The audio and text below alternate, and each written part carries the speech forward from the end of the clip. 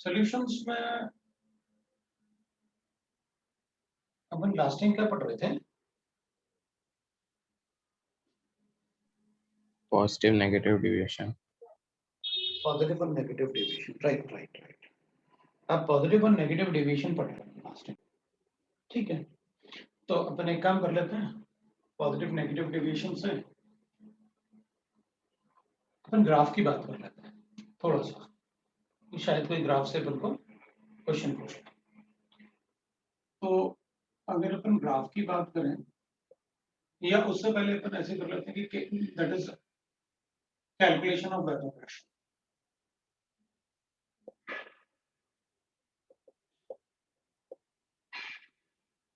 So when a non-volatile solute is added to volatile solvent,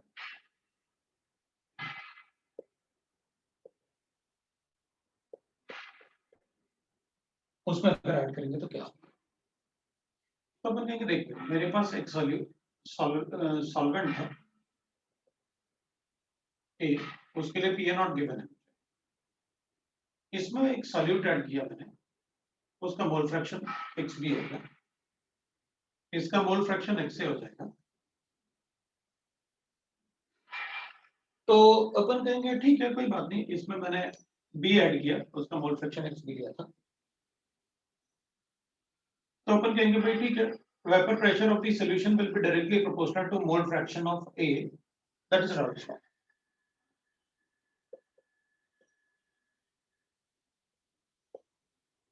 तो अपन ने लिखा था PS will be equal to PA naught into X. So PS will be equal to PA naught into X से अपन को पता है number of moles of A divided by number of moles of A plus number of moles of B. इससे calculate करके अपन बता देंगे what will be the vapor pressure of solution.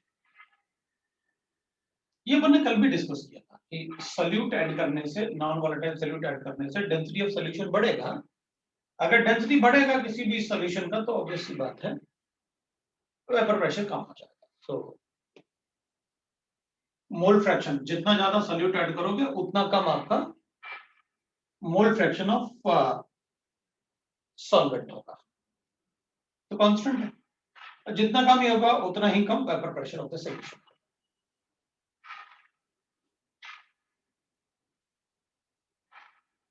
Vapour pressure of two or more volatile liquids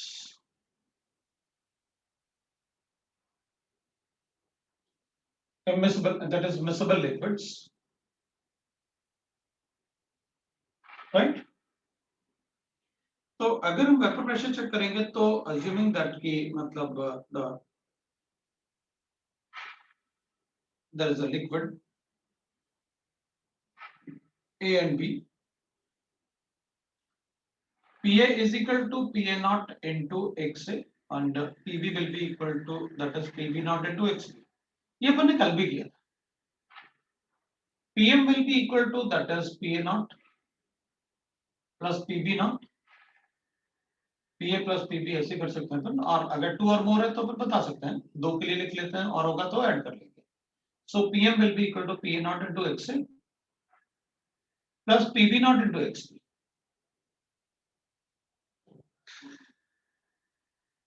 So what we can write as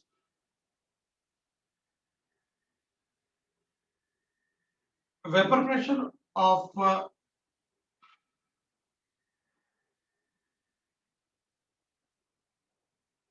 miscible liquids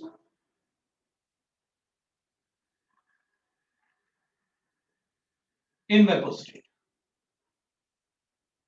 in equilibrium with vapors, with vapors. अगर equilibrium with vapours की बात करेंगे तो अपन ऐसे, तो मान लो अपने पास ऐसे गिवन है A and B are two liquids, now they are in equilibrium with the vapors, ये लिक्विड है ये वेपर है। तो हमें इन वेपर्स का इक्विलिब्रियम चाहिए, तो let YA YB are the, so we know that PM will be equal to PA naught into XA plus PB naught into XB. जैसे इसमें अपन ने कैलकुलेट किया। अब अगर इस पिस्टन को ऊपर की तरफ मूव करेंगे तो पहले तो ये लिक्विड पूरा भरा हुआ था, तो अपन ऐसे कैलकुलेट करके बता सकते हैं what is the vapour pressure of two volatile miscible liquids just before their vaporization phase। वो ये ऊपर कैलकुलेट कर, लेकिन जब वो लिक्विड वेपर इक्विलिब्रियम में होंगे तो अपन कहेंगे ठीक है, it will be like that. तो mole fraction in vapour state suppose YA है, तो YA and YB are mole fraction in vapour state, in vapour, ये अपन को दिख रहा है। तो अपन क्या करेंगे, YA will be according to Dalton's law,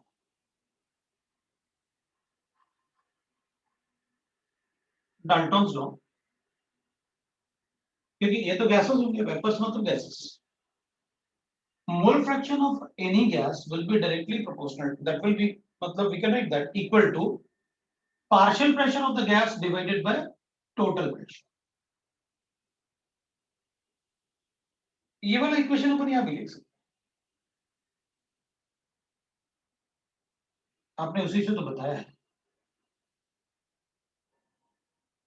फिर partial pressure of A will be PA and total will be PA। Similarly, mole fraction of B will be equal to partial pressure of B divided by total pressure, PA plus B। तो अपन vapour state में बता सकते हैं what will be the mole fractions. एक तो ये part हो गया। दूसरा पार्ट है अपने पास, एक छोटा सा पार्ट कर लेते हैं, दैट इज कॉल्ड डिस्टिलेशन।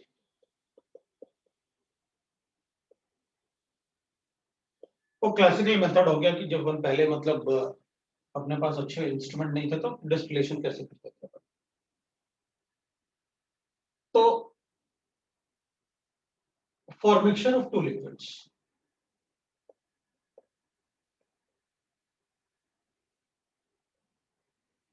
एक ज्यादा वोलेटाइल होगा, एक कम वोलेटाइल होगा। तो अपन क्या करेंगे, मान लो मेरे पास 80 किलो है,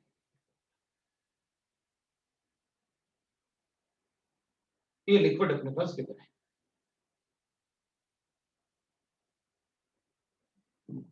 इसके लिए पीएम तो अपन को पता था, that is PA not into XA, PB not into XB and YA ये वेपर है।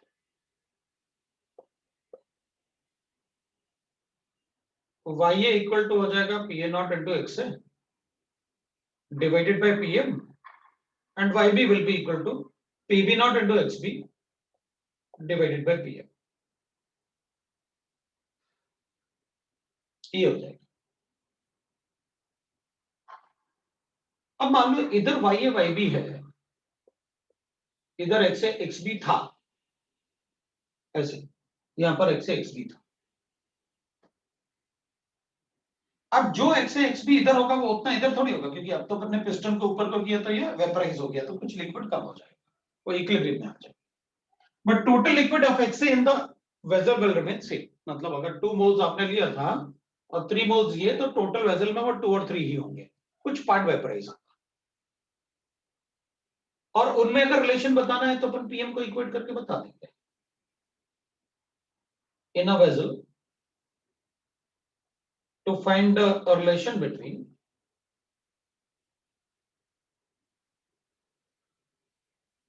लिक्विड एंड वेपर, अब हमेशा इसको इक्वेट कर लो, PA not into XA divided by YA is equal to PB not into XB divided by YB, क्योंकि PM तो दोनों में इक्वल रहेगा। अब अपन क्या करते हैं, ये पार्ट जो होता है ना, ये वाला पार्ट जो है, इसको कंडेंस करते हैं, इसको आप कंडेंस कर लो।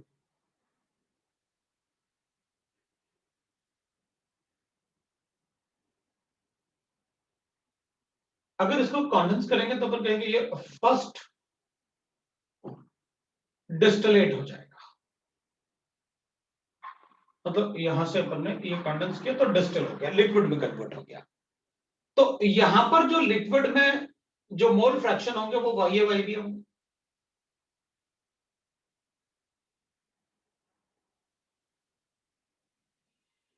फिर इनको वेपराइज करते हैं।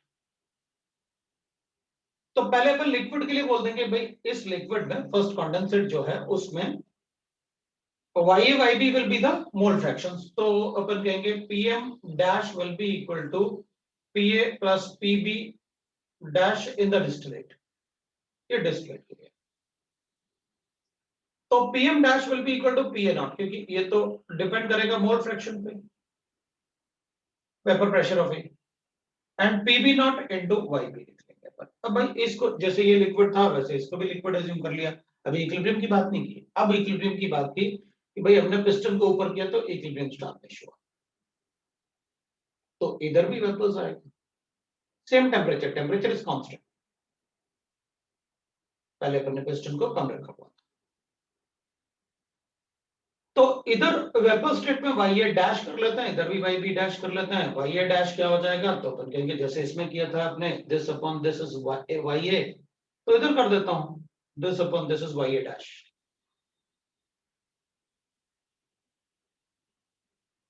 And YB dash will be equal to PA naught into YA divided by PM dash। इस वेसल में अगर इन दोनों में रिलेशन चाहिए तो ठीक है, फिर PM डैश को इक्वेट कर दूंगा। सर इधर डाउट है सर, हाँ, बोलो। पहले जो हमने भी लिया है वो इक्विलिब्रियम पे था ना? ये वाले वेसल में ना, जी सर। जब अपन ने YA YB कैलकुलेट किया तो इक्विलिब्रियम आया। हाँ, तो जब हमने सेकेंड टाइम किया तो वो इक्विलिब्रियम पे YA नहीं होगा ना? YA तो इनिशियली था YA YB सोल्यूशन में, जब हमने हाँ, तो कंडेंस अपन किया ने उस टाइम पे था ऐसे YA कर रखा YB, था इक्विलिब्रियम तक पहले। तो कम हो गया। रुको, जब ये वाला इक्वेशन लिखा ना अपन ने, तो पिस्टन को यहां लगा रखा था अपन ने।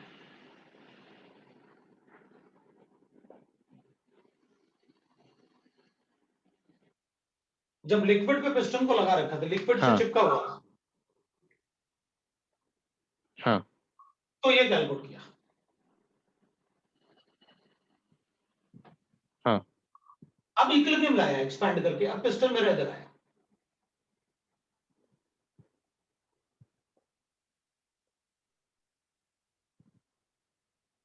तो इक्विलिब्रियम हाँ बनेगा ना, तो ये हाँ आया। सर, यहीं पे मैं पूछ रहा हूँ कि फिर वो YA कम हो जाएगा ना कुछ, जब वो वेपर होगा, थोड़ा वेपर आएगा तो? होगा ना कम, तो यहां भी तो कम हुआ था, वही तो बताया था मैंने यहाँ पे कि भाई जैसे यहां पर था तो पिस्टन चिपका हुआ था लिक्विड से, जस्ट बिफोर वेपराइजेशन तक लेके रखते हैं पर पिस्टन को, कि अगर उससे ऊपर जाओगे तो पहला बबल निकल जाएगा, वेपराइज होना शुरू हो जाएगा।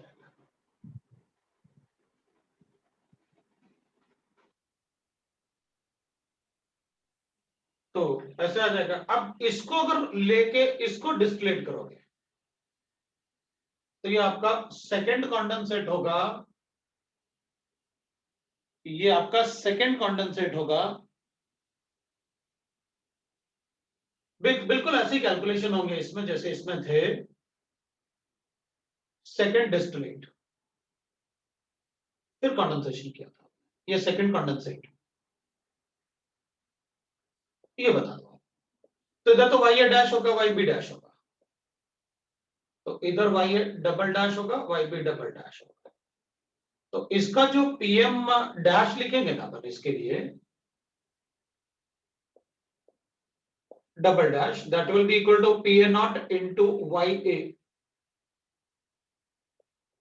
PB not into YB dash, ये हो जाएगा। अब इनको भी लिख सकता हूं मैं, this upon this is YA double double dash, वो हो जाएगा। डिस्टिलेट कैसे लिखना है तुमको समझ में आ गया?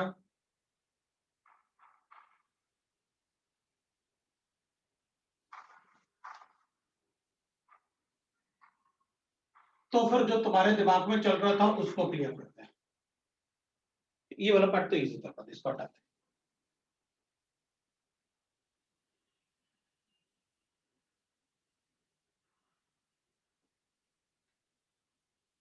तुम्हारे दिमाग में जो चल रहा है वो हटाता हूं।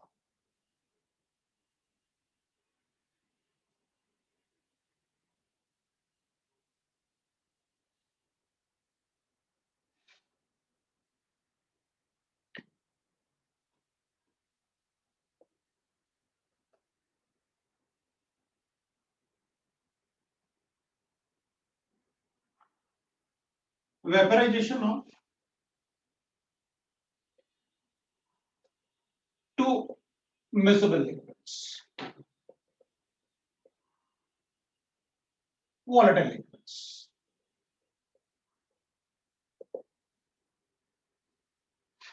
इधर कोई डाउट है तो बताओ, किसी को डाउट है?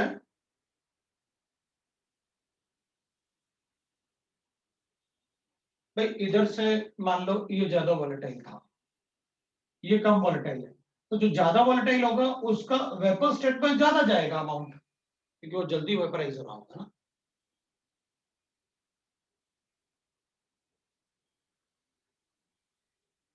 उसका अमाउंट ज्यादा होगा, और जो कम वॉलेटाइल है उसका अमाउंट कम होता जाएगा। तो मान लो ये ज्यादा, इसमें अपन ने अज्यूम कर लिया ए इज मोर वॉलेटाइल। अब तुम लोग हाँ ना कुछ नहीं बोलोगे ना, तो मैं पॉइंट हटा दूंगा ये वाला, और मुझे लगेगा चलो समझ में खत्म करो ना, क्यों फालतू परेशान हो। ठीक है ना? तो ए इज मोर वॉलेटाइल, अगर ए ज्यादा वॉलेटाइल है तो ऑब्वियस सी बात है, मान लो इसको 50 डिग्री पे लेके आए, तो ए का इसका अमाउंट ज्यादा होगा, तो अपन कहेंगे Y A will be greater than Y B. तो यहां लिक्विड में X B will be greater than X A at equilibrium. उसको कंडेंस किया तो इसका मतलब Y A greater than Y B है। अब ये ज्यादा वॉलेटाइल है तो इधर फ्रैक्शन में और ज्यादा फ्रैक्शन बढ़ेगा, मतलब ये वैल्यू जो है दे आर फ्रैक्शंस, तो ये वाला वैल्यू बड़ा होगा इससे, क्योंकि जो ज्यादा वॉलेटाइल है वो ज्यादा वेपराइज होगा ना।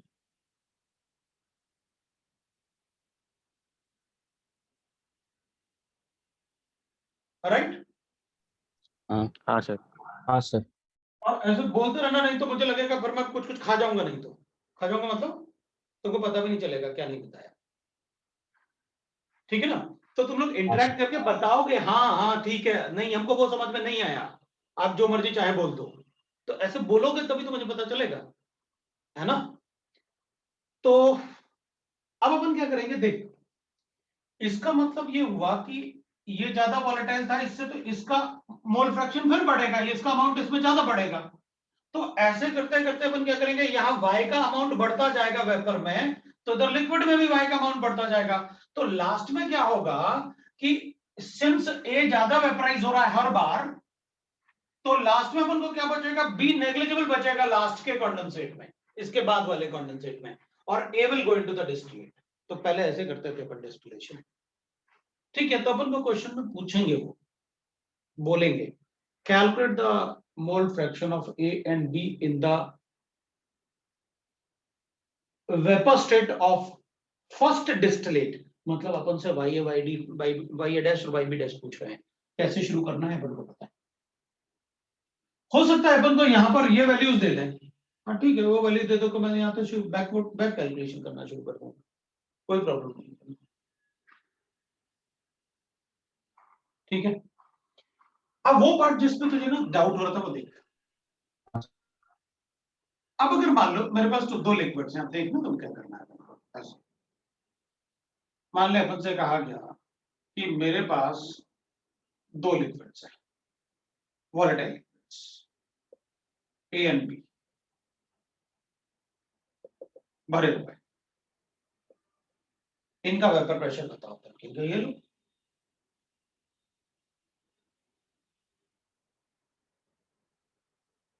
ये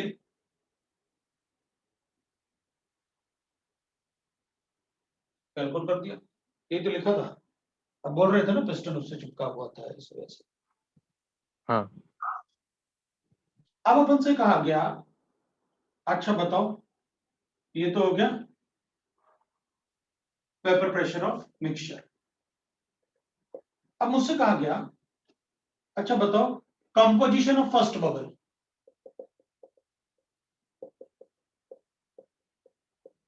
अच्छा, आप ये पूछ रहे हो कंपोजिशन ऑफ फर्स्ट बबल का मतलब है कि जब आप एक्सपेंड करोगे तो इसका पहला बबल निकलेगा ना बाहर वेपराइज होके। भाई अभी तो आपने चिपका के रखा हुआ है, और तब तक चिपका के रखा हुआ है जब तक आप ये सोच रहे हैं कि इससे ज्यादा अगर ऊपर जाऊंगा, इससे ज्यादा ऊपर जाऊंगा तो पहला बबल निकलना शुरू हो जाएगा। वेपर मतलब बबल्स ना, छोटे छोटे, तो बबल्स निकलना शुरू हो जाएगा ना।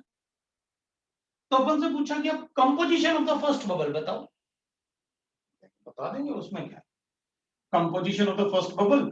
तो ऐसे बना लेता हूं, आपने एक्सपेंशन किया, आपने एक्सपेंशन किया तो मैं ऐसे बना देता हूं। तो मैं कहूंगा अच्छा आप ना ये बोल रहे हैं ये तो लिक्विड है ए एंड बी, और यहां ये पहला बबल बन गया, इसका कंपोजिशन पूछ रहे हो। अपन कहेंगे उसका कंपोजिशन क्या, सर इसी का ही बता दो। अगर इसको 2 मोल लिया था, इसको 3 मोल लिया था ना, तो ए को ले लो 2/5 और बी को ले लो 3/5। वो क्यों, क्योंकि पहले बबल तो निकला है। अच्छा तो अपन कहेंगे इसमें mole fraction of A and B बताओ वेपर्स में कितना होगा। ठीक है भाई बता देता हूँ, कंपोजिशन ऑफ राइट ना बबल। तो अपन क्या करेंगे, अपन कहेंगे Y A is equal to हो जाएगा P A not into X A upon P M, and Y B is equal to हो जाएगा P B not into X B divided by P M. है तो वेपर में, आपने कहा तो था वेपर में कैसे कैलकुलेट करते हैं कंपोजिशन, वही है भाई। तो टोटल वेपर प्रेशर कितना होगा, तो बताइए, लिख लो P M dash P A not into Y A plus P B not into Y B.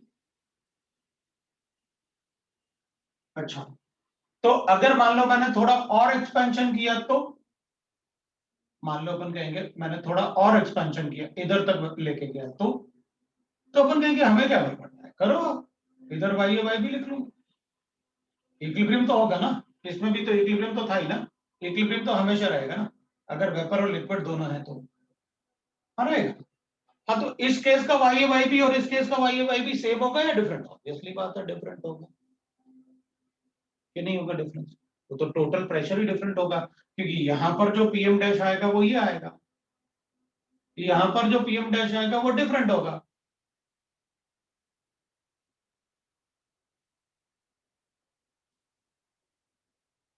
अब नॉट इक्वल टू लिखेंगे तो अपन मतलब पी एक्सटर्नल है ये, बस अपन इसको ऐसे कर देते हैं,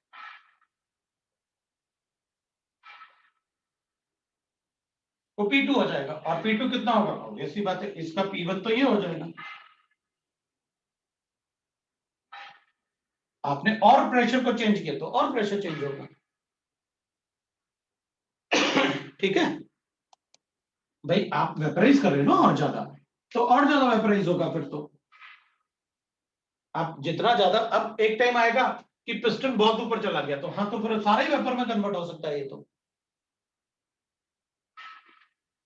लिक्विड था, अपन ने इसको क्या किया बाहर एक्सपैंड किया ऐसे।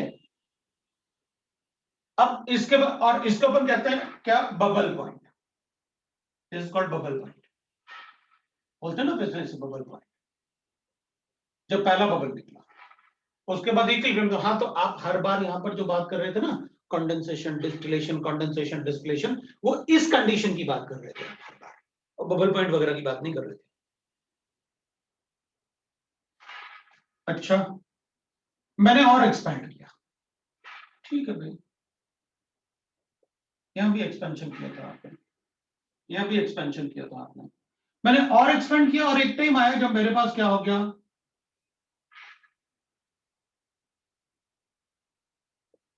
लास्ट बबल बचा, इसको कहते हैं अपन ड्यू पॉइंट, और सारे वेपर बन गए। मैं कहूंगा अभी भी मैं इसको इक्विलिब्रियम अज्यूम करूंगा,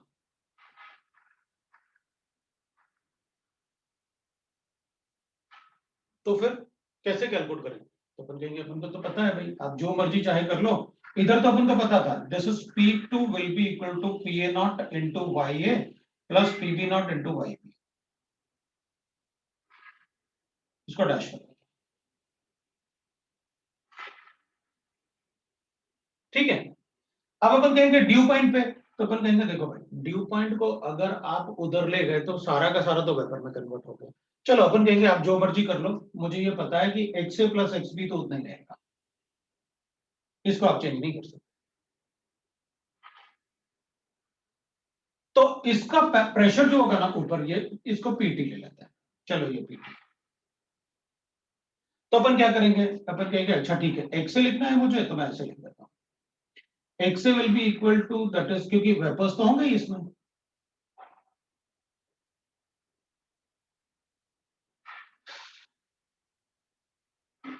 भाई ये तो सम हमेशा ही बन रहेगा ना, इसमें सब्स्टिट्यूट कर लेते हैं, क्योंकि ऑलमोस्ट सारा लिक्विड तो आप वहां ले गए, तो मैं ऐसे लिख लूंगा 1 by PT will be equal to YA double dash upon PA naught plus YB double dash upon PB naught।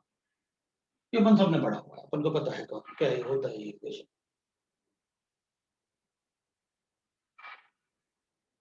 तो यहां पर जो YA YB होगा ना,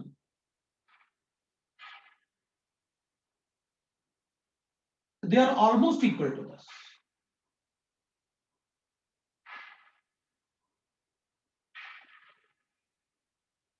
ये दोनों ऑलमोस्ट बराबर होंगे, मतलब क्योंकि जितना लिक्विड था वही तो आपने पूरा वेपर में कन्वर्ट कर दिया ऑलमोस्ट, अगर ये भी उड़ गया ऊपर तो ऑलमोस्ट इक्वल हो गए ना, होता तो ऑलमोस्ट इक्वल ले लेंगे।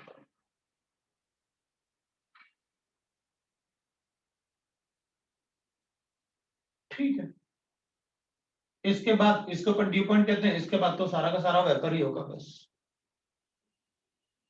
तो what is the composition of this, इसका कंपोजिशन बताना है तो बता देंगे अपन, भाई ये लिक्विड कंपोजिशन बता रहा हूं मैं, एक्स से डैश कर देता हूं, ये अपन कहेंगे आप सीधा सीधा यहां ऐसे कैलकुलेट कर लो ना, मतलब मुझे इक्वेशन अलग अलग मत बताओ।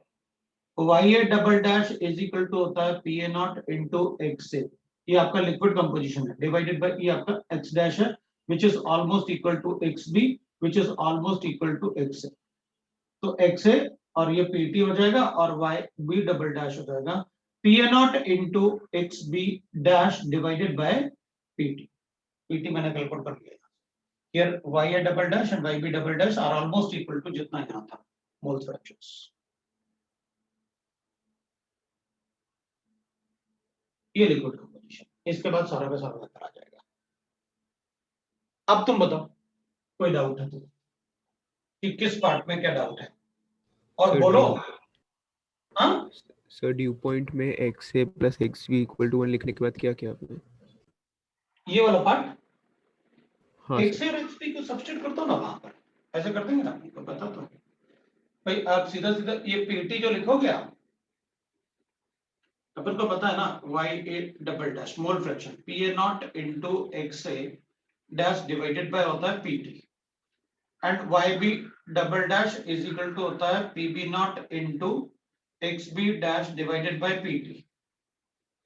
तो अपन ने क्या किया, ये XA डैश और XB डैश ऑलमोस्ट इक्वल थे, तो बताए XA और XB डैश आर इक्वल, तो अपन ने क्या किया, इन दोनों को यहां से रीअरेंज करो और वहां सब्स्टिट्यूट कर दो इसमें, तो XA क्या हो जाएगा आपके पास, XA dash will be equal to YA double dash into PT divided by PA not, और XB dash will be equal to YB double dash into PT divided by YB double dash, इन दोनों को वहां सम कर दो, तो ये आ गया आपका, इन दोनों को ऐड करके वहां सब्स्टिट्यूट करो, ये करता आंसर। हाँ सर। तो एक्चुअली सभी स्टूडेंट को पता होता है, मतलब जो भी एडवांस वगैरह का प्रिपरेशन कर रहे होते हैं मेंस का, तो उनको पता रहता है डायरेक्टली, इसलिए मैंने उसको लिखा नहीं था। अब हम सारे इक्वेशन सॉल्व कर सकते हैं, कोई प्रॉब्लम नहीं है। तो अब जो तुम पूछ रहे थे ना, जिसकी वजह से मुझे ये पॉइंट बताना पड़ा, उसका सिर्फ एक ही रीजन था कि जब आप दो लिक्विड के लिए कैलकुलेट करते हो ना, तो ये अज्यूम करते हो कि बबल नहीं है वहां पर, वेपर्स नहीं है वहां पर। वेपर अगर एक भी ड्रॉप आया तो अपन उसको ऐसे लिखेंगे, फिर Y dash into partial pressure divided by total pressure. लेकिन जैसे जैसे आप वेपर प्रेशर ऊपर लेके जाओगे, ऑब्वियसली बात है, मोल फ्रैक्शन चेंज होगा, लिक्विड का अमाउंट कम होगा और वेपर का अमाउंट बढ़ेगा। और एक टाइम आएगा जब ड्यू पॉइंट आ जाएगा। ये आपका बबल पॉइंट और ड्यू पॉइंट वाला पार्ट।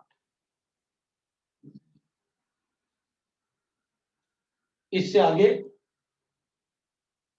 मतलब अब आप जब पूछोगे तो मैं बताऊंगा, और पूछोगे तभी जब क्वेश्चन सॉल्व करोगे। अगर कुछ होगा तो मैं बताऊंगा, वैसे इससे आगे कुछ होता नहीं है। क्वेश्चन सॉल्व करोगे तो थोड़ा मतलब अगर कुछ रहेगा तो मैं चेक करके बता दूंगा। अब एक पॉइंट और है अपने पास, that is vapour pressure for mixture of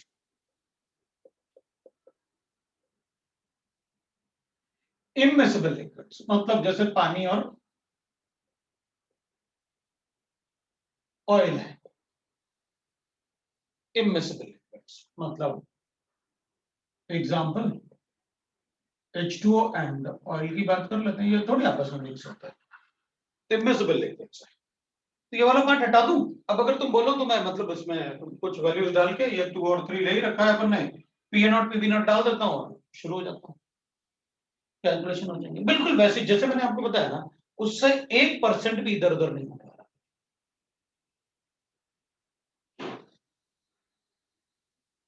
इसलिए मैंने कुछ कुछ पार्ट आपको सोचने के लिए डाल दिया, आप देख लो, आपको जो भी डाउट होगा आप पूछ लेना।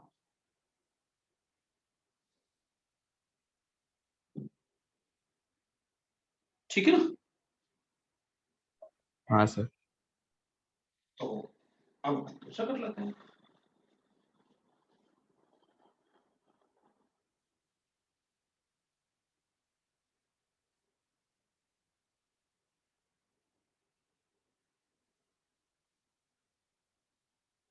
अब इनके ग्राफ वगैरह भी होते हैं पता है? लेकिन वो ग्राफ वगैरह अगर शीट में गिवन है अपने पास, तो अगर कोई क्वेश्चन आएगा ग्राफ वगैरह से रिलेटेड तुम लोग बता देना, मैं बता दूंगा उसमें। और लास्ट ईयर वाले स्टूडेंट होंगे तो उनको पढ़ाए भी होंगे काफी सारे ग्राफ्स, तब उसमें देख भी सकते। अब इमिसिबल लिक्विड मतलब भाई, अब अपन कहेंगे देखो भाई, एक बात है, मेरे पास वेसल है, इसमें पानी है और इसमें ऑयल डालता हूं,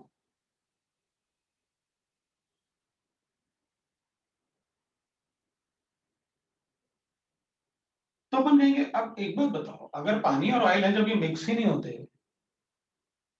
तो ये राउल्स लॉ फॉलो कैसे करेंगे भाई? वो तो मिसिबल लिक्विड्स के लिए होता है। तो फिर they will behave independent of each other, एक दूसरे से इंडिपेंडेंट बिहेव करें। द टू लिक्विड्स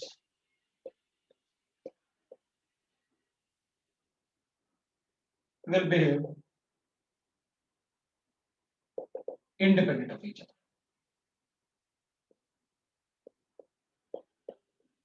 तो ठीक है, अब इंडिपेंडेंट ऑफ ईच अदर है, इसका मतलब है कि भाई जो भी है, अगर इसको अपन ए मान लेते हैं, इसको बी मान लेते हैं, पानी को अपन ने ए माना जनरली, तो उसको ए लिख लेते हैं, इसको बी मान। तो PA will be directly proportional to इसका जो वेपर प्रेशर होगा, उसके जितने नंबर ऑफ मोल्स हैं उसी पे डिपेंड करेगा, और PB not will be directly proportional to MP, तो जिसके जितने मोल्स उसका उतना वेपर प्रेशर। और P total that is PM PA not plus PB not के बराबर ही होगा। मतलब वहां कोई अलग अलग ऐसा नहीं है कि ये पीए नॉट ले लिया और ये पीबी नॉट ले लिया, तो दोनों का जो वेपर प्रेशर होगा ना, अब दोनों मिक्स होते ही नहीं, तो फिर भाई दोनों का अलग अलग एज्यूम कर लो, जिसके जितने ज्यादा मोल्स उतना ज्यादा उसका वेपर प्रेशर, और टोटल वेपर प्रेशर दोनों का सम होगा। और जब मेजरेबल है ही नहीं तो चेंजेस क्या लिखूं मैं? डिक्रीज और इंक्रीज होगा ही नहीं कुछ। ठीक है, इसका मतलब है PA not upon PB not will be equal to N A upon NB, that will be equal to WA upon MA into W, that is MB upon WB. बिल्कुल, जब लिक्विड मिक्स ही नहीं होते तो फिर उनका वेपर प्रेशर जो होता है वो टोटल वेपर प्रेशर के बराबर होता है। क्वेश्चन में अपन को क्या गिवन होगा, टोटल गिवन होगा, दोनों में से किसी एक का गिवन होगा, दूसरे का अपन इससे कैलकुलेट कर लेंगे। रेशियो में अपन से कुछ भी पूछ सकते हैं, वो वेट फ्रैक्शन पूछ सकते हैं, अपन को पता है कैसे कैलकुलेट करना। मोल फ्रैक्शन पूछेंगे बता देंगे, मोल परसेंट पूछेंगे बता देंगे। यही क्वेश्चन होता है अगर मिसिबल नहीं।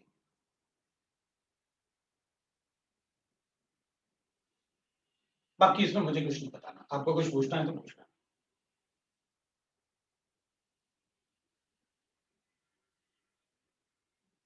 Azeotropic mixture.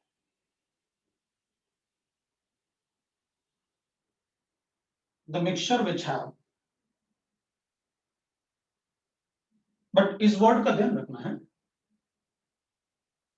इस वर्ड का ध्यान रखना इमिसिबल का, मिसिबल और इमिसिबल का ध्यान रखना, तो अपना कोई क्वेश्चन गलत नहीं होगा। The mixture which have same composition, ठीक है ना, composition in liquid and vapor state, in liquid and vapor state at boiling points, ठीक है। मतलब आप मुझे ये बता रहे हो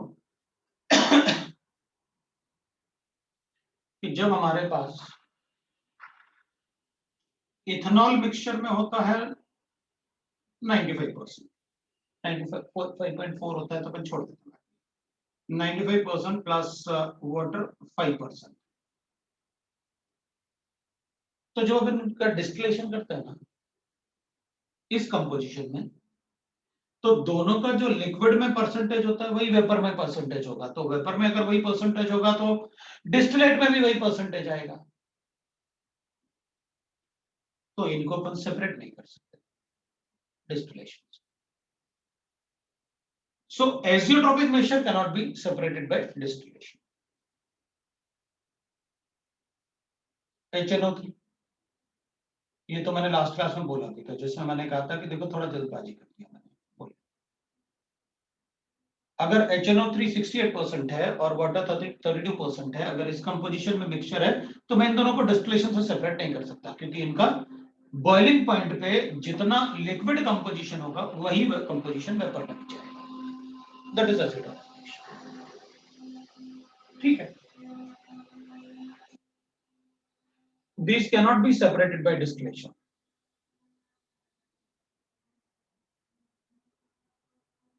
By distillation.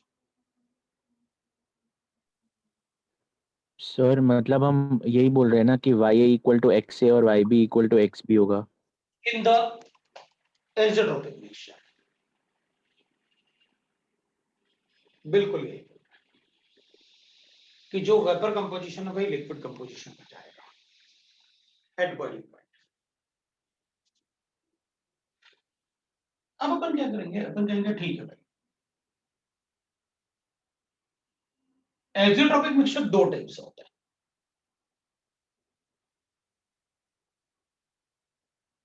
है। Azeotropic mixture are of two types.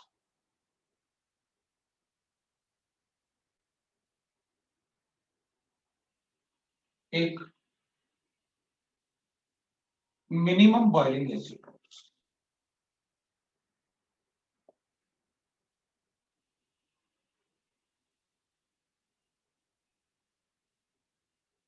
दूसरा मैक्सिमम बॉइलिंग एजियोट्रोपिक।